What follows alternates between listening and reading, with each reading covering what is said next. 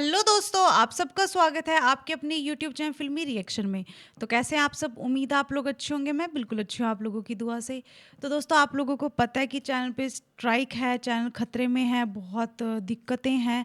तो मैंने डिसाइड किया कि मैं एक आधी वीडियो डाल दिया करूँगी। कौन से वाली? ये स्टेज शो वगैरह। अगर कोई मेरे को बिल्कुल कंफर्म होगा जिस वीडियो को लेके कि हाँ ये वीडियो सही है, स्टेज शो है, तो वो मैं आपके लिए डाल दिया करूँगी। बाकी वीडियोस आपको फिल्मी रिएक्ट्स पे मिला करेंगी। तो अभी के लिए तो मैं ये स्टेज शो लेके आई हूँ जो है खेसारी लाल यादव का झंडा नेपाल में फहरा दिया, हो गया सौम्य पोखरेला से विवाद। तो नेपाल स्टेज शो है ये, तो काफ़ी लंबा है, इसको मैं पार्ट्स में लेके आऊँगी। तो जल्दी जल्दी हम ये स्टेज शो देखते हैं। और आप लोगों ने मेरी उस वीडियो पे बहुत प्यार दिया, आप लोग बहुत सपोर्ट दिखा रहे हैं। प्लीज़ ऐसे ही आप लोग अपना सपोर्ट मेरी तरफ दिखाते रहें, सपोर्ट मेरे को करते रहें, ताकि मैं मोटिवेट होती रहूं और आप लोगों के लिए वीडियोस लेके आती रहूं। तो जल्दी जल्दी हम ये स्टेज शो देखते हैं, इसके बाद इसके बारे में बात करेंगे। कुछ बात याद आ गई। अभी एगो गाना जवन की तारा लोग के बहुत पसंद आई, जादव जी के झंडा। कि आज करी बरियारी चाहे होई मारा मारी तनी बांध लेबे द पकड़ी। कि अब की जादव जी के झंडा तहरा ये गाना करीब सब चैनल के मिला कि कम से कम 700 मिलियन बा। ओके। नींबू खरबूजा भाई। हाँ, नींबू खरबूजा भाई। माने तू जैकेट पहनले बड़ा, हम अपन निकाल दी। हमारा के पागल बुझाता रहो। हम संतोष पागल ना होई। हाथ तोरी के बियाह करबू का? आई एम नॉट संतोष पागल, आई एम दुर्गेश नहीं। एगो हम एक दिन देखा था, नहीं कहता कि खेसारी लाल मेरा जीजा है। जीजा है दुर्गेश नाई का जीजा है खेसारी लाल यादव। अरे बाप हो बाप। 2-3 गो मेहरारू हमारे गाँव में चल गई बड़ी से, हमारे से बिना बियाह कइले कहते से खेसारिये जी पर रहो। अब हम एक होते हैं, हमारे तो बुझाते जो व्हाट्सएप के मैसेज हो गए बनी, हम कहाँ कहाँ सेंड होखी रे। कि नींबू खरबूजा भइल कैसे, कि न सिंगार न पटार लागतारू जान मार में तू हर कजरा कटारी देखी बहिनी बेमार में तो बोलो कैसे तो बोलो कैसे अजूबा भाई। देखो बेटा, आपको मैं कभी कभी छूऊंगा, दिक्कत नहीं होगा ना? पूछ लेना, ठीक रहता है भाई। हाँ। अभी कभी कभी छूऊंगा, बाद में पूरा छू लूंगा। का था रे, एकरो ठीक है लगे हम छुए तो ना। बहुत अच्छा कि दिल में बस गइल बाड़ू ए हमार डियर हो कि जान ले लेता जानता हर साड़ी पियर हो।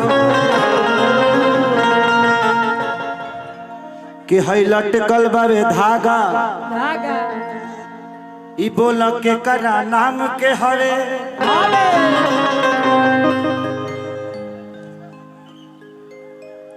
कि हमार दिन के छोड़ा पर वो राम साला शाम के हवे।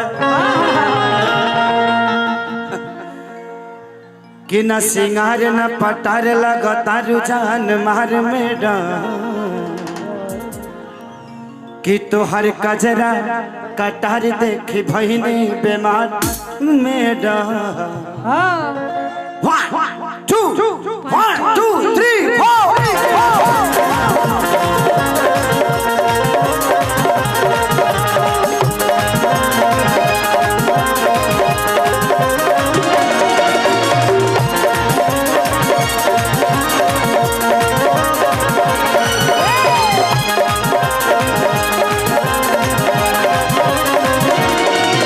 सिंगार न पटार लगता रुझान मार में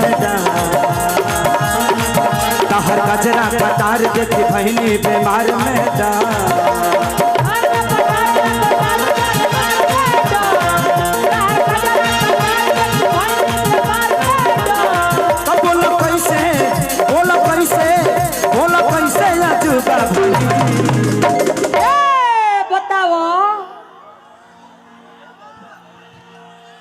कि बोलो कैसे अजूबा भाई।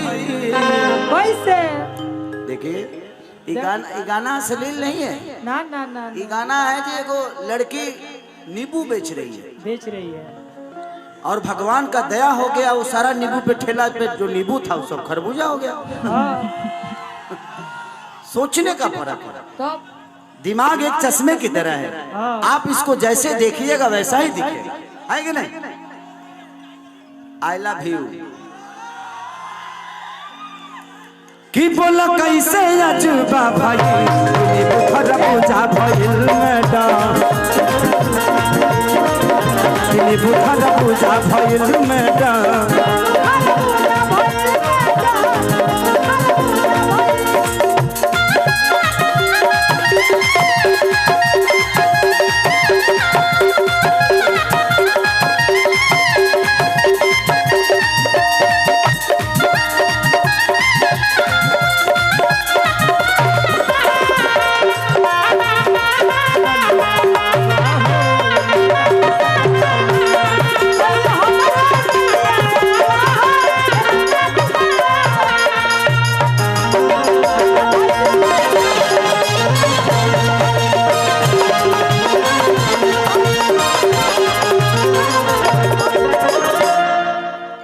कि बाल तोहारी करे झप झप झप झप झप झप कि कमर तोहारी करे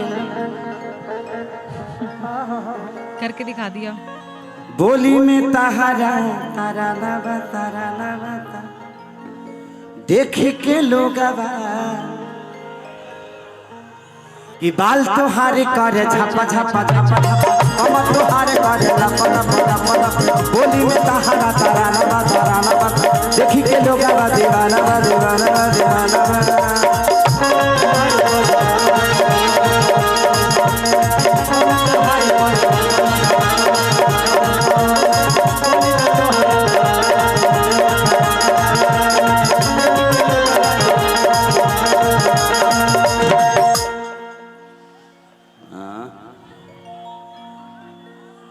एक तो आपकी तरह एक मेरी राजा राम फिल्म आई। हाँ।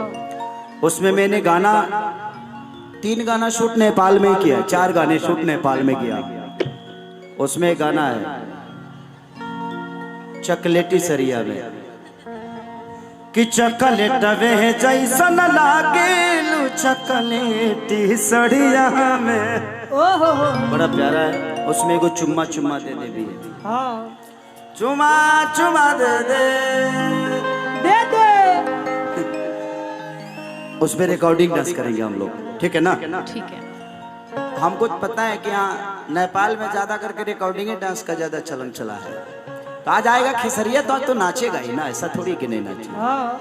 आया हूँ तो नाचूंगा, इसीलिए गाना गाते कम नाच रहा हूँ, क्योंकि इसके बाद मुझे नाचना है और पागलों की तरह नाचना है। कि बाल तोहारी करे छप छप छप छप छप छप छप कमर तोहारी करे लप लप लप लप लप लप। बोली में तहारा तारा नबा तारा नबा तारा नबा तारा नबा देखी के लोग दीवाना बा दीवाना बा दीवाना बा।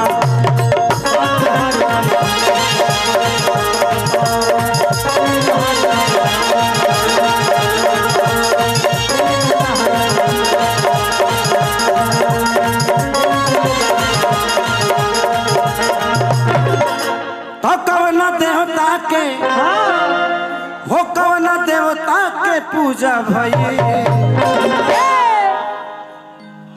कि नींबू खरबूजा भइल मैडम।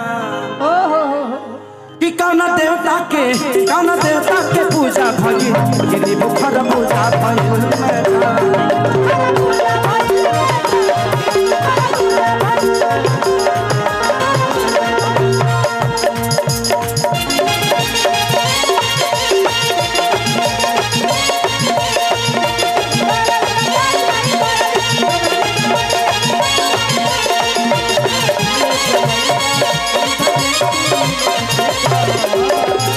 कमर डैमेज नहीं कर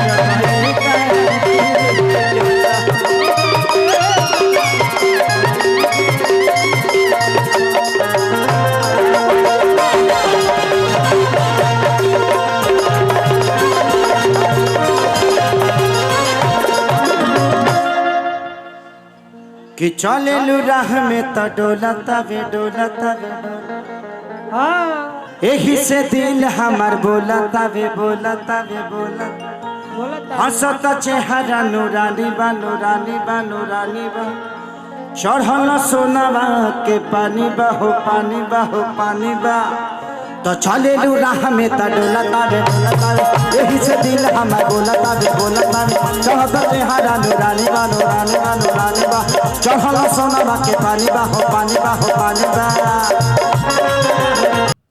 तो जी बहुत ही अच्छा स्टेज शो था और बहुत ही अच्छा इन्होंने डांस करा, बहुत ही अच्छे गाने गाए।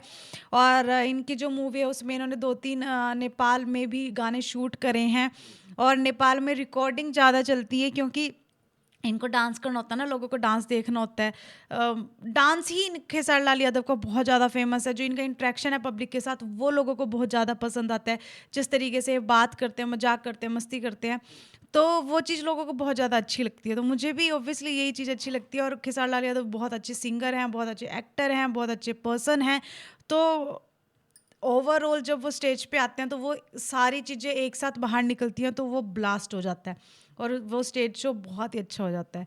तो मुझे अच्छा लगा ये गाना, ये स्टेज शो, ये डांस, ये सब कुछ। आप लोग कैसा लगा प्लीज़ मुझे कमेंट करके जरूर बताएं। फ़िलहाल मैं इस वीडियो को यहीं करती हूँ ख़त्म। मिलते हैं नेक्स्ट वीडियो में, तब तक के लिए अपना ख्याल रखें। और प्लीज़ दोस्तों प्लीज़ सपोर्ट करें मेरे को और बहुत ज़्यादा सपोर्ट करें। चैनल को नीड है आपकी और मुझे भी नीड है आप लोगों के सपोर्ट की। तो आप लोग मुझे बहुत ज़्यादा सपोर्ट करें, बहुत ज़्यादा प्यार दें, वीडियो को शेयर करें, ज़्यादा से ज़्यादा कमेंट करें ताकि यूट्यूब का एल्गोरिदम ये ना सोचे कि चैनल ख़राब होता जा रहा है या ठप हो गया। उसको प्लीज़ आप लोगों को बचाना आप लोगों के हाथ में है। तो मिलते हैं नेक्स्ट वीडियो में, तब तक के लिए अपना ख्याल रखें। Tata bye by.